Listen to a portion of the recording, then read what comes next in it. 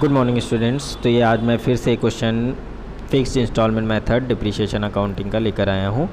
ये सॉल्यूशन है question number 12 S M Shukla की जो आपकी बुक है यूपी बोर्ड के लिए उसमें। ठीक है, तो क्वेश्चन नंबर 12 बुक में खोल लीजिए और फिर देखिए क्वेश्चन कैसे किया गया है। ठीक है, इसमें कुछ पार्ट मशीनरी का बेचा गया है। तो चलिए स्टार्ट करते हैं क्वेश्चन। सबसे पहले आप देख रहे हैं जुलाई 2013 को एक मशीन खरीदी है जिसकी कॉस्ट है 90,000।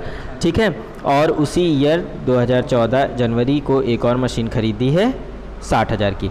तो आपने देखा होगा 2013-2014 तो एक ही ईयर कैसे हुआ, जैसा कि मैंने पिछले क्वेश्चन में भी बताया था कि अगर आपका कोई फाइनेंशियल ईयर 1 अप्रैल से स्टार्ट होकर 31 मार्च को ख़त्म होता है तो फिर वो 2 ईयर मिलके एक ईयर बनते हैं। यानी कि आपका जो फाइनेंशियल ईयर होता है वो 1 अप्रैल से 31 मार्च तक होता है।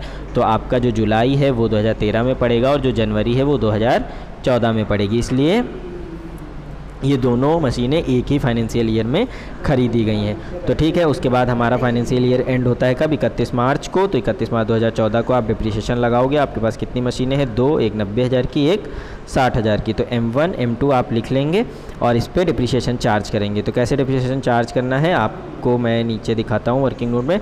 वैसे मैं आपको ये समझा दूँ कि जुलाई से लेकर मार्च तक यानी 9 मंथ हुआ तो 90,000 का 10% इन्होंने कहा है क्वेश्चन में, आप देखेंगे तो 90,000 का 10% आप निकालेंगे 9 महीने का तो आपका 6750 आ जाएगा। 9 महीने कैसे हुए, जुलाई टू 31 मार्च। तो जुलाई, अगस्त, सितंबर, अक्टूबर, नवंबर, दिसंबर, जनवरी, फरवरी, मार्च आपके 9 मंथ हो गए। और इसी तरह 60,000 पे आपको 10% निकालना है 3 मंथ का।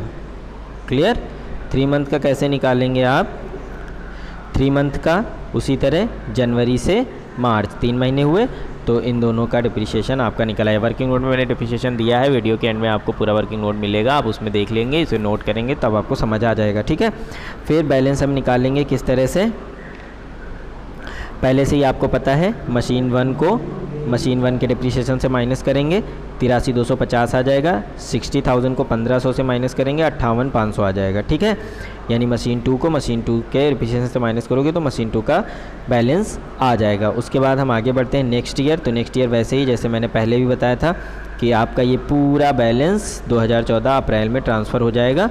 और फिर क्वेश्चन में ये कहा है कि 2014 अक्टूबर को एक और नई मशीन खरीद ली 30,000 की। तो ठीक है, 30,000 की एक और नई मशीन खरीद लेंगे हम। तो अब हमारे पास टोटल M1 M2 M3 यानी 3 मशीनें हो गई। अब डिप्रिसिएशन हम 31 मार्च 2015 को फिर से लगाएंगे 14 से 15।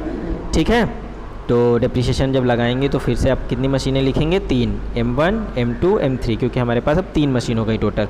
तो हमने जो पहली मशीन खरीदी थी वो ऊपर 90,000 की खरीदी थी जिसका 10% 9,000 आ जाएगा, क्योंकि मूल लागत यानी स्ट्रेट लाइन मेथड चल रहा है, फिक्स इंस्टॉलमेंट मेथड चल रहा है। इसमें जितने की मशीन आप परचेज़ करते हो मूल लागत की जो स्टार्टिंग में सबसे पहले परचेज़ होती है उसी पर हम डिप्रिसिएशन पर ईयर लगाते हैं। ठीक है, 90,000 का 9,000 10% आ जाएगा।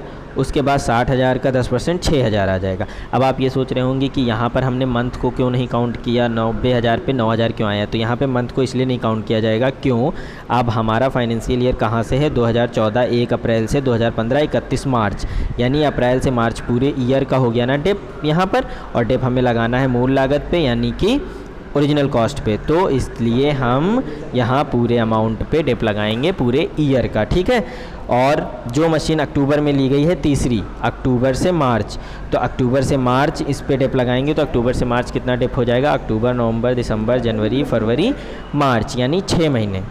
ठीक है, तो 6 महीने का डिप्रिसिएशन आप 30,000 पे लगाओगे 10% तो आपका 1,500 आ जाएगा।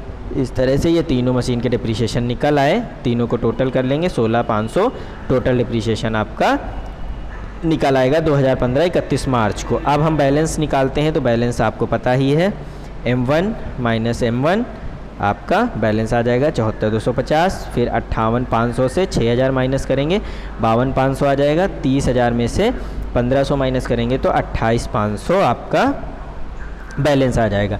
इस तरह तीनों मशीनों का बैलेंस आ गया। तीनों मशीनों का बैलेंस आप प्लस कर लेंगे, 155,250 आपका आ जाएगा। ठीक है ना, उसके बाद फिर हम नेक्स्ट अगले ईयर बढ़ते हैं। तो अब हम फिर से वही पुराना वाला जितना भी बैलेंस था, जैसा कि मैं बताते आ रहा हूँ आपको, ये वाला पूरा बैलेंस फिर से हमें नेक्स्ट ईयर 2015 में ट्रांसफ़र हो जाएगा। ठीक है, तो 2015 में ट्रांसफ़र करने के लिए आपको सबसे पहले तीनों को ट्रांसफ़र कर लिया। यहाँ आ गया, अभी क्या होता, हम 2015 से 16 में जाते और डिप्रिसिएशन लगाते।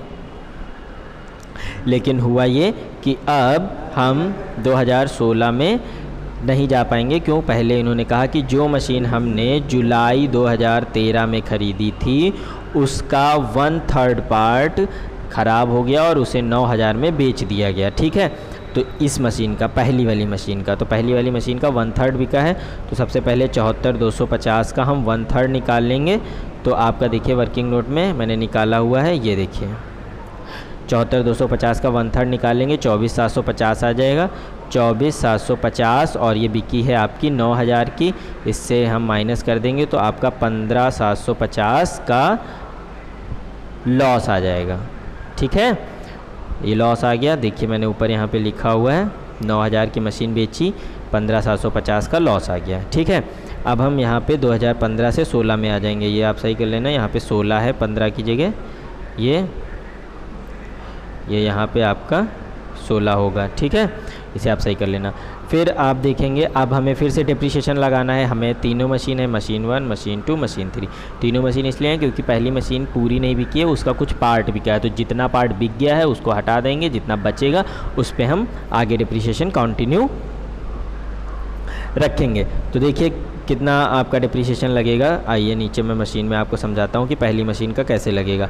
तो मशीन 1 का डिप्रिसिएशन क्या करेंगे, मूल लागत मशीन की 90,000 थी और 90,000 का 1/3 अगर आप निकालें तो 30,000 होगा। 1/3 ही ख़राब हुआ है ना, तो यानी 90,000 के मूल लागत में से 30,000 की मशीन ख़राब हो चुकी है, तो आपकी मशीन बची। तो आपकी मशीन कितने की बचेगी, 60,000 की। जब आपकी 60,000 की मशीन बचेगी जो ओरिजिनल कॉस्ट, फिर हम इसको 10% निकाल लेंगे तो आपका 6,000 आ जाएगा और उस 6,000 को हम यहाँ पर लिख लेंगे डिप्रिसिएशन फर्स्ट मशीन का। समझ गया ना इतनी बात। आप सेकेंड मशीन आपकी 60,000 की थी, उसे हम 6,000 डिप्रिसिएशन आ जाएगा पूरे ईयर का। तीसरी मशीन आपकी 30,000 की थी, उसका 3,000 डिप्रिसिएशन आ जाएगा। ठीक है, मैंने वर्किंग नोट में सारी डिप्रिसिएशन निकाल के दिखाए हैं। अब हम मशीन 1 का बैलेंस कैसे निकालेंगे उसे भी देख लो, क्योंकि मशीन 1 में ही 1/3 बिका था, इसलिए उसकी कैलकुलेशन थोड़ी अलग हो जाती है। ठीक है, तो मशीन 1 आप देखिए 74,250 की थी। ठीक है, इसका 1/3 हमने जो निकाला था वो था 24,750। तो 24,750, तो अगर 74,250 से 24,750 माइनस करते हैं तो आपका 49,500 आ जाएगा।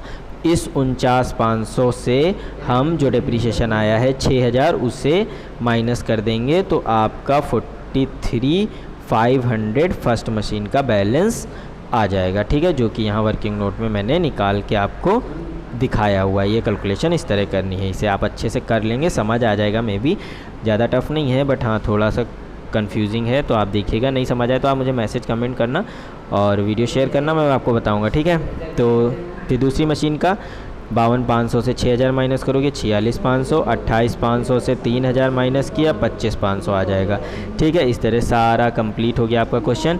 फिर आपका इधर प्लस कर लेंगे, 155,250 आ जाएगा। इधर प्लस आप करेंगे तो 155,250 आ जाएगा। ठीक है, 250 आ जाएगा। फिर ये तीनों बैलेंस आप जोड़ेंगे 1,15,500 आ जाएगा और जो प्रॉफिट एंड लॉस आया था वो 15,750 आ जाएगा। इस तरह क्वेश्चन कंप्लीट हो गया है। आप देखेंगे, मैच करेंगे, आपके सारे आंसर्स भी फाइंड हो गए होंगे। बुक में आप देखना क्वेश्चन, बुक को खोलकर आप क्वेश्चन जब देखकर बैठेंगे तो ये क्वेश्चन अच्छे से समझ आएगा। थोड़ा कंफ्यूजिंग है, टफ़ है, बट मे भी समझ आ जाएगा। आपको नहीं समझ आए तो आप मुझे मैसेज करना, कमेंट करना। ठीक है, और इंस्टाग्राम या फेसबुक का भी पेज आप क्लासेस का ज्वाइन कर लो, वहाँ पर भी अपडेट मैं देता रहूँगा। और जिसको भी किसी भी क्वेश्चन में प्रॉब्लम हो मैसेज करिएगा। ठीक है, ओके, गुड बाय।